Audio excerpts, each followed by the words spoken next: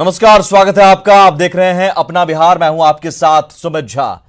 तमाम अटकलों को दरकिनार करते हुए आरजेडी ने राज्यसभा की 2 सीटों के लिए उम्मीदवारों के नाम का ऐलान कर दिया। कांग्रेस की मांग पूरी तरह खारिज कर दी गई, जिससे पार्टी तिलमिला गई है। वहीं महागठबंधन में खींचतान पर सत्ता पक्ष तंज कस रहा है।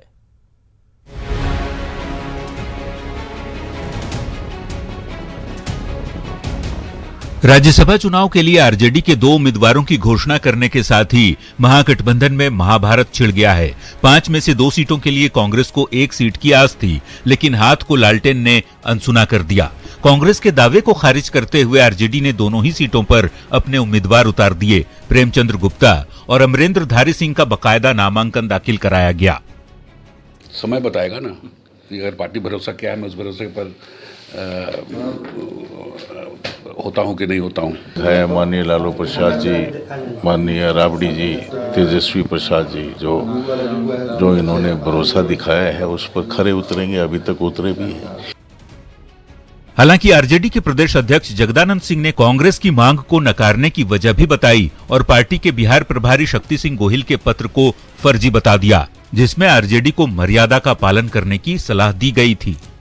असल में वो पत्र भी फर्जी इस माने में था कि आप भी उस पत्र को देखे होंगे, किसी को एड्रेस नहीं था। हम लोगों ने भी पता लगाया तो किसी ने उनके नाम पर सोशल मीडिया पर इसको चला दिया था। आरजेडी प्रदेश अध्यक्ष के बयान से भड़के कांग्रेस के नेता इसे गठबंधन धर्म के खिलाफ बता रहे हैं। इम्पोर्टेंट है कि सहयोगी दल से किया हुआ पब्लिक डोमेन का वादा को नहीं निभाया गया, और उस पर से जगदानंद सिंह का ये कहना कि शक्ति सिंह गोहिल जी का पत्र फर्जी है, मैं समझता हूं, मैं इसकी भर्त्सना करता हूं। हालांकि महागठबंधन में मचे घमासान पर सत्ता पक्ष तंज कस रहा है और निशाना आरजेडी पर साधा जा रहा है कि प्रतिबद्ध कार्यकर्ताओं और नेताओं की जगह जिनकी पृष्ठभूमि आर्थिक रूप से सुदृढ़ हो, जिन्होंने बहुत पैसे कमाए हो, उनको पहली प्राथमिकता देने का काम राष्ट्रीय जनता दल पहले भी देती रही है। और आरजेडी कभी भी अपने सहयोगियों को सम्मान आज तक नहीं दे पाया है। हमेशा आरजेडी ने अपने सहयोगियों को अपमानित करने का काम किया है। आज भी वही दिखाई पड़ रहा है। जाहिर तौर पर आरजेडी के रुख ने महागठबंधन की दूसरी बड़ी पार्टी कांग्रेस को पशुपेश में डाल दिया है। भले ही वास्ता गठबंधन धर्म निभाने का दिया जा रहा हो, लेकिन विधानसभा चुनाव से पहले आरजेडी की ये कवायद सहयोगियों की सेहत बिगाड़ न दे। Bureau report, news 18। जाहिर है आरजेडी की चाल ने कांग्रेस को चित कर दिया। खबर के मायने क्या है समझिए। महागठबंधन के दलों को आरजेडी का साफ तौर पर इशारा है, प्रेशर पॉलिटिक्स का अब असर नहीं पड़ेगा। आने वाले विधानसभा चुनाव में भी दबाव की रणनीति नहीं चलेगी। सबसे बड़े दल का सबसे ज्यादा दावा होगा और जाहिर है सबसे बड़ा दल आरजेडी है। प्रेशर पॉलिटिक्स की कोशिश नाकाम होगी। आने वाले दिनों में विधानसभा चुनाव में भी जब सीट बंटवारे का वक्त आएगा, उस वक्त भी आरजेडी ने साफ संदेश दे दिया। वहीं उम्मीदवारों के जरिए आरजेडी ने जातीय समीकरण साधने की कोशिश की है। एक उम्मीदवार सवर्ण है तो दूसरा पिछड़े वर्ग का। साथ ही यह सहयोगियों को संदेश भी दिया गया है कि प्रेशर पॉलिटिक्स से कोई फर्क नहीं पड़ने वाला। राज्यसभा चुनाव की जंग से पहले आरजेडी ने महागठबंधन की सहयोगी पार्टियों को बड़ा संदेश दिया है। प्रेमचंद्र गुप्ता के साथ ही भूमियार जाति से ताल्लुक रखने वाले अमरेंद्र धारी सिंह को उम्मीदवार बनाकर ये जताने की कोशिश की गई है कि पार्टी पिछड़ों के साथ अगड़ी जाति को भी साथ लेकर चलने वाली है। आरजेडी ने 2 उम्मीदवारों की घोषणा तो कर दी, अब सीटों का समीकरण भी समझिए। दरअसल बिहार विधानसभा में आरजेडी के 79 विधायक हैं। राज्यसभा की 1 सीट पर जीत के लिए 41 विधायकों का वोट जरूरी है, जबकि दूसरी सीट पर जीत के लिए पार्टी को 3 विधायकों की जरूरत पड़ेगी, क्योंकि आरजेडी के पास 38 विधायक रह जाएंगे और इस तरह 3 विधायकों का साथ जरूरी होगा। सवाल है कि आरजेडी की रणनीति से कांग्रेस खफा है। ऐसे में दूसरी सीट के लिए 3 विधायकों का जुगाड़ बेहद अहम होगा, क्योंकि आरजेडी ने कांग्रेस की 1 सीट की मांग को ठुकरा दिया।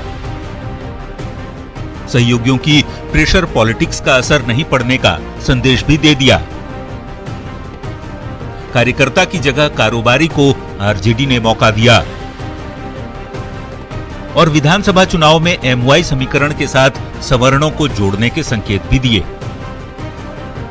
वैसे राज्यसभा में आरजेडी 5 सीटें रखना चाहती है और तर्क सदन में पहले की पार्टी की संख्या का दिया जा रहा है और कांग्रेस को नसीहत भी दी जा रही है। वैसे भी मैंने बार बार कहा है कि हम 5 सदस्य थे, जेठमलानी साहब के निधन से हम 4 पे आ गए, अदर्स की कैटेगरी में आ गए।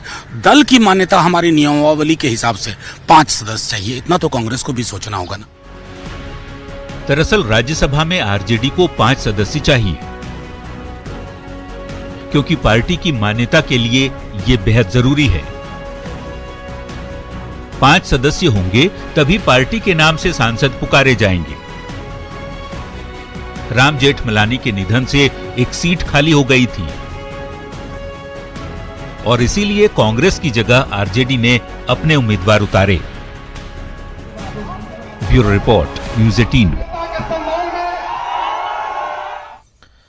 तो एक ऐसी पार्टी जिस पर कभी भूरा बाल साफ करो का आरोप लगता था, आज वही पार्टी भूरा बाल को साधने में लगी है।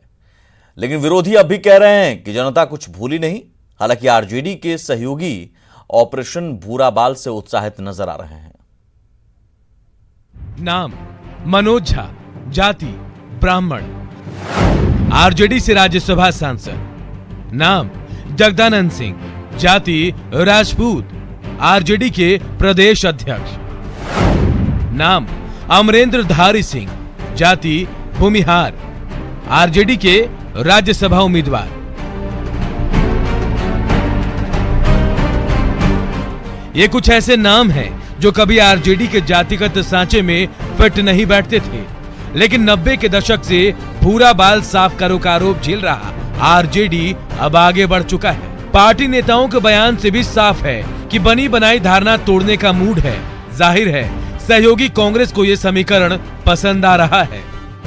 यह तो दिग्भ्रमित करके लोगों को हमसे दूर करने का काम किया, जिसका कि हम धीरे धीरे जो है उसका भरपाई कर रहे हैं। ये अच्छी बात है, क्योंकि आप सबको साथ लेकर जब आप चलेंगे तो आपको प्रतिनिधित्व देना होगा, तभी समाज के हर वर्ग का समर्थन भी मिलता है। जाहिर है आरजेडी के इस कदम ने विरोधियों के कान खड़े कर दिए हैं। सामान्य जाति को अपना वोट बैंक मानने वाली बीजेपी और कुछ हद तक जेडीयू भी संभल कर बयान दे रही है। हाँ, नए समीकरण पर भी हमला जारी है। ये एक पॉजिटिव ट्रेंड है आरजेडी के लिए भी और बिहार के लिए भी कि आरजेडी ने अपने उन तमाम वर्गों को भी लेने का प्रयास किया है जो वर्ग उनके प्रति हॉस्टाइल रहा है, उनका समर्थन नहीं रहा है। जिनकी आप चर्चा कर रहे हैं उसमें कौन लोग, किनको उन्होंने चयनित किया है, इसके बारे में तेजस्वी बोलने से बच रहे हैं। उनको बताना चाहिए कि जिनको हमने अपना उम्मीदवार बनाया है वो कौन है। बिहार में 15 से 17% सामान्य जाति के वोटर हैं और आरजेडी को मालूम है कि ये वोटर निर्णायक हैं। बदली हुई रणनीति इन्हीं वोटों पर नजर है। हालांकि इस नए प्रयोग का काट ढूंढने में एनडीए भी जुट गया है। वैसे जो भी हो, आरजेडी के इस नए कदम से राजनीतिक सरगर्मी तेज तो हो ही गई है। रवि नारायण, न्यूज़ 18 पटना। जी हां, भूरा बाल साफ करो का आरोप लगता था, लेकिन अब आरजेडी उस छवि को तोड़ने की कोशिश कर रहा है। कैसे? एक भूमिहार कारोबारी को उम्मीदवार बनाने के आरजेडी के फैसले के मायने समझिए। अमरेंद्र धारी सिंह जाने माने कारोबारी हैं। रिपोर्ट के मुताबिक अरबपति हैं अमरेंद्र धारी सिंह। अरबपति कारोबारी से पार्टी को मदद मिलती है। सवर्ण विरोधी छवि से बाहर आने की कोशिश है। एडी सिंह पाटलिपुत्र चुनाव क्षेत्र से आते हैं। पाटलिपुत्र में भूमिहारों की अच्छी खासी संख्या है और आपको याद होगा मीसा भारती, लालू यादव की बड़ी बेटी, पाटलिपुत्र से चुनाव हार गई थी। ऐसे में उन सवर्णों को जातिगत आधार पर समीकरण भी साधने की कोशिश उम्मीदवार का चयन करते हुए किया गया है और देखना होगा कि आने वाले विधानसभा चुनाव में क्या ये कोशिश, ये रणनीति सटीक साबित होती है या नहीं। आगे बढ़ते हैं। कांग्रेस के स्थानीय नेता भले ही उम्मीदवार को लेकर सवाल उठा रहे हों, लेकिन तेजस्वी यादव का कहना है कि सोनिया गांधी की बात लालू प्रसाद तक पहुंचाई गई थी। वहीं अमरेंद्र धारी सिंह को टिकट देने के सवाल पर उन्होंने कहा कि आरजेडी किसी खास जाति की पार्टी नहीं है और नया बिहार बनाने के लिए सबको साथ लेकर चलना है। नेताओं के बीच के बारे में बात है, जो शीर्ष नेतृत्व है कांग्रेस का और राष्ट्रीय जनता दल का, उनसे बात हो गई है। आप शीर्ष नेतृत्व नहीं हैं? जो भी कम्युनिकेट करना था जब रांची गए थे लालू जी से हमने किया था, और आदरणीय सोनिया जी से लालू जी, वो लोग कहते थे कि थोड़ा इधर प्रॉमिस देखते किया गया था उस समय। आदरणीय सोनिया जी की थोड़ा जो बात है हम लोगों के थ्रू जो भी बात थी हमने लालू जी तक पहुंचा दी थी, और जो बात थी वो बात होगी। सवाल ये बताइए, बिहार सरकार के कितने मंत्री को लोग जानते हैं? अभी कुछ दिन पहले जो घटना हुई थी गोपालगंज में, मंगल पांडे जी ने, एक पुलिस वाले ने एक बिहार सरकार के मंत्री को रोक दिया, तो इसका क्या मतलब निकालिएगा, क्या मायने निकालोगे? तो कौन कितने दिन से ये समाज सेवी रहे हैं और भूमिहार जाति के हैं, लंबे समय से इनका योगदान रहा है, पार्टी से जुड़े हुए रहे हैं, तो बार बार शुरू दिन से कह रहे हैं कि ये पार्टी माई की नहीं बल्कि A to Z की पार्टी है। हम तो सभी लोगों को साथ लेकर के चलना चाहते हैं, सभी लोगों को मौका देना चाहते हैं। अब बहुत हुआ धर्म की राजनीति, जाति की राजनीति, प्रोग्रेसिव सोच के साथ हम लोग नए सोच के लोग हैं। बिहार नया बिहार बनाना है, इसमें हम लोगों ने क्या पिछले बार मनोज झा जी को भी भेजा था ब्राह्मण जाति से। चलिए आगे बढ़ते हैं। पटना सिटी के खाजे कला में 2 गुटों में गोलीबारी हुई है, जिसमें 3 लोग जख्मी हुए हैं। सभी को इलाज के लिए पीएमसीएच भेजा गया है। जख्मी लोगों के नाम राजू गोप, मोहम्मद नैयर और मोहम्मद शमशाद हैं। राजू गोप की हालत चिंताजनक बताई जा रही है। घटना खाजे कला के सुई की मस्जिद इलाके की है, जहां वर्चस्व को लेकर दोनों गुट भिड़ गए और फायरिंग शुरू हो गई। पटना सिटी के एडिशनल एसपी ने बताया कि सभी आरोपियों को जल्द गिरफ्तार कर लिया जाएगा।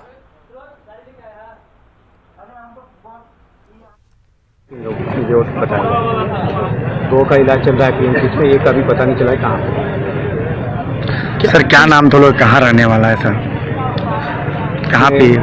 एक नैयर है, एक शमशाद है, और एक लोग बता रहे हैं कि अभी इसकी पुष्टि नहीं हुई है, ये राजू गोप नाम का है।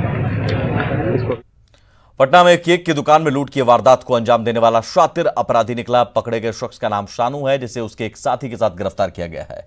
उसके पास से लूटे गए रुपए और हथियार बरामद हुए हैं। पुलिस के मुताबिक शानू ने बैंक लूट की भी कोशिश की थी, जिसमें वो नाकाम रहा था। सर्च किया गया, उसका सर्च किया गया, वो अपना नाम जो है शानू कुमार बताया।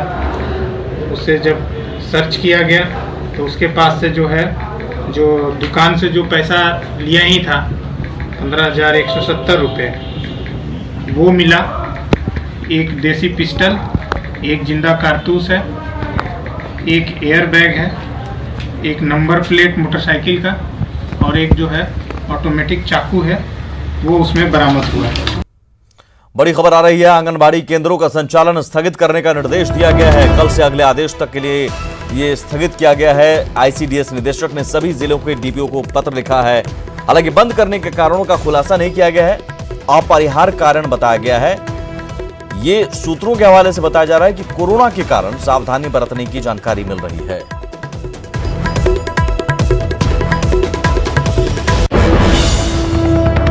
वहीं मोतिहारी में कोरोना वायरस का एक संदिग्ध मरीज मिला है, जो नाइजीरिया से लौटा है। उसे सांस लेने की तकलीफ के साथ सर्दी और जुकाम भी है, जिसके बाद इलाज के लिए उसे मुजफ्फरपुर के SKMCH भेजा गया है।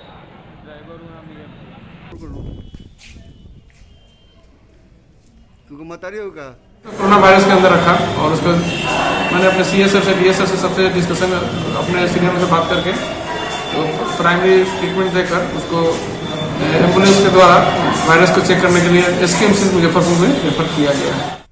चीन और कई देशों में तबाही मचाने वाले कोरोना वायरस ने भारत में भी दस्तक दे दी है। कोरोना को लेकर बिहार सरकार भी तैयार है। एयरपोर्ट से लेकर बॉर्डर तक एहतियात बरते जा रहे हैं, लेकिन अफवाहों की वजह से लोग डरे सहमे हैं। सबसे बड़ी राहत की बात, बिहार में अभी तक एक भी कोरोना का मरीज नहीं मिला है।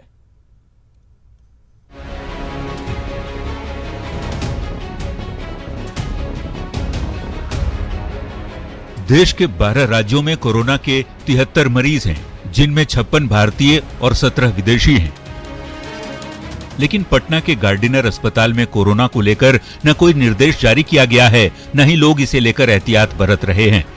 आप देखिए क्यू में जितने लोग हैं, किसी के पास मास्क नहीं है, और ये हॉस्पिटल है। ऐसे में निश्चित तौर पर हॉस्पिटल को भी इस पे नजर रखना चाहिए कि जो लोग आते हैं। हालांकि राहत की बात ये कि बिहार में कोरोना का एक भी मरीज नहीं है। पटना के डॉक्टर तेजस्वी इसको लेकर एहतियात बरतने के निर्देश दे रहे हैं। सावधानियां रखनी है, विशेषकर बुजुर्गों को जो 50-60 प्लस हैं। विशेषकर वैसे लोगों को जिनको कार्डियोवैस्कुलर प्रॉब्लम है, डायबिटीज़ है, ब्लड प्रेशर है, COPD है, लंग्स की पैथोलॉजी प्रॉब्लम है, इन लोगों को थोड़ी ज़्यादा सावधानी रखनी है। इधर अररिया में कोरोना को लेकर चिकित्सक गंभीर नहीं दिखते। जोगबनी बॉर्डर के पास 3 में से सिर्फ 1 में ही किट उपलब्ध है, जबकि नेपाल से सटा ये इलाका सेंसिटिव है। डॉक्टरों ने मलेशिया से आए एक मरीज को ऑब्जर्वेशन में रखा है। बाहर से आए थे, मलेशिया से आए थे, तो डॉक्टर ने कहा है कि उनको संपर्क में रहना है, 15 दिन तक क्वारंटाइन के लिए बोला गया है। और तो फिलहाल तो यही, ऐसा तो कुछ अभी है। इन सबके बीच अफवाहों का बाजार भी गर्म है। मधुबनी के जयनगर स्टेशन पर 2 नेपाली नागरिकों को कोरोना वायरस होने की झूठी खबर फैल गई, जिन्हें डिटेन किया गया, लेकिन जांच के बाद फिर छोड़ दिया गया। CS ने लोगों से अफवाह से बचने की अपील की है। इस तरह का अफवाह फैलने से लोग पैनिक हो जाते हैं और ऐसा अफवाह नहीं फैलना चाहिए। इसके लिए हम लोग हर तरह से तैयार हैं। मधुबनी में झूठी खबर से लोग डर गए। अफवाह का असर पोल्ट्री उद्योग पर भी पड़ा है। लोगों ने चिकन व्यवसाय से दूरी बना ली है। ऐसे में वेटनरी के चिकित्सकों को सफाई देनी पड़ रही है। कोरोना से डरने नहीं बल्कि एहतियात बरतने की जरूरत है। थोड़ी थोड़ी देर पर हाथ धोएं। बैक्टीरिया साफ करने के लिए सैनिटाइजर का इस्तेमाल करें। लोगों से 3 फीट की दूरी बनाकर रखें। खांसी या जुकाम वाले लोगों से दूरी बनाएं। छींकते या खांसते वक्त नाक मुंह टिश्यू पेपर से ढकें। मोबाइल स्क्रीन को साफ रखें और जानवरों के संपर्क से बचें। Bureau report, news 18।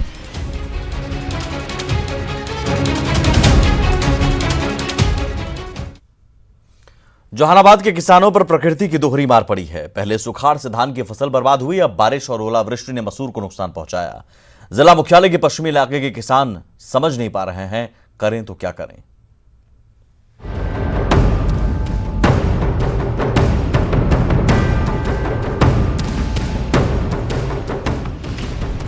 पहले सुखाड़ से धान की फसल हुई बर्बाद, अब मसूर की खेती पर ओलावृष्टि की मार।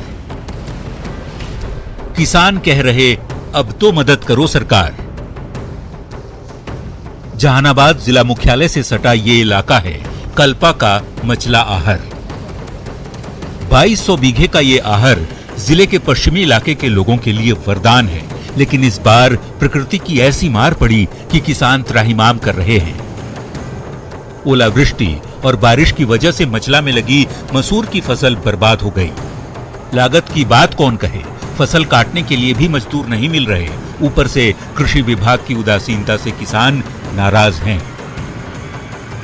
5-5 बार दवाई दिए हैं सर, और दवाई देने के बाद इतना तेज बारिश और ओला गिरा रात में, इस सारा पूरा मसूर खत्म हो गया। इस आज स्थिति है सर, देखिए मसूर इस तरह से 15 दिनों से है और इसको कोई काटने वाला तैयार नहीं हो रहा है। कृषि विभाग तो कोई अभी नहीं किया, वो सब तो जो है हाँ बैठ करके अपना ऑफिस में राज ढा रहे हैं। उनको तो जो हो गया, उनको क्या कहना है। कृषि से कोई अगर जानकारी भी देना है तो कोई नहीं देते हैं। जिला कृषि पदाधिकारी नियमों का हवाला देते हैं, हालांकि जानकारी देने पर मचला आहर का सर्वे कराने की बात भी कहते हैं। 3 तारीख को सर्वेक्षण कराए थे हम लोग, तो उसमें पिछेती झुलसा का प्रकोप बताया गया था, लेकिन 4, 5, 6 की बारिश हुई है, उसमें जो है क्रॉप डैमेज हुआ है, उसका रिपोर्ट आया है। अधूरे घर को पूरा करना हो, बेटी की शादी करनी हो, बच्चों की पढ़ाई का खर्च हो या दूसरे बड़े और जरूरी काम, इस इलाके के लोग पूरी तरह मसूर की फसल पर निर्भर हैं। लेकिन लगातार खराब मौसम ने सारे अरमानों पर पानी फेर दिया। अब किसानों की उम्मीदें सरकार पर ही टिकी हैं। देखना होगा कितनी जल्द मदद मिल पाती है। राघव एहसन, न्यूज़ 18, जहानाबाद।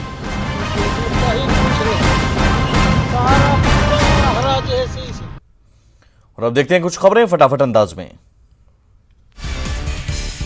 समस्तीपुर में बीच सड़क ट्रक में लगी आग, स्थानीय लोगों के साथ फायर ब्रिगेड की टीम ने आग पर पाया काबू। सीतामढ़ी में अपराधियों ने की 12 साल की लड़की की हत्या, भड़के लोगों ने जाम किया NH 77। बेगूसराय में ट्रैक्टर पलटने से ड्राइवर की मौत, डंडारी थाना क्षेत्र में हुआ हादसा। सुपौल में पुलिस की पिटाई, शराब के नशे में धुत बदमाशों ने पीटा, 2 पक्षों का विवाद सुलझाने गई थी पुलिस। मधुबनी में हत्या के 2 आरोपी गिरफ्तार, कट्टा और कारतूस बरामद, लंबे समय से चल रहे थे फरार। बेतिया में असामाजिक तत्वों ने ऑर्केस्ट्रा के कलाकारों के साथ की मारपीट, 6 से ज्यादा जख्मी।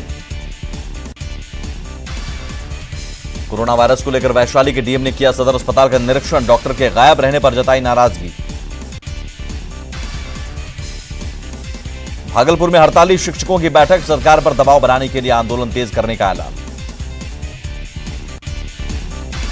और आप न्यूज 18 सिर्फ 10 पैसे में पूरे महीने देख सकते हैं। आज ही अपने डीटीएच या केबल ऑपरेटर से संपर्क करें या फिर ऑनलाइन सब्सक्राइब करें। इस बुलेटिन में इतना ही। बिहार की बाकी खबरों को देखने के लिए आप लॉग इन कर सकते हैं हमारी वेबसाइट news18bihar.com। नमस्कार।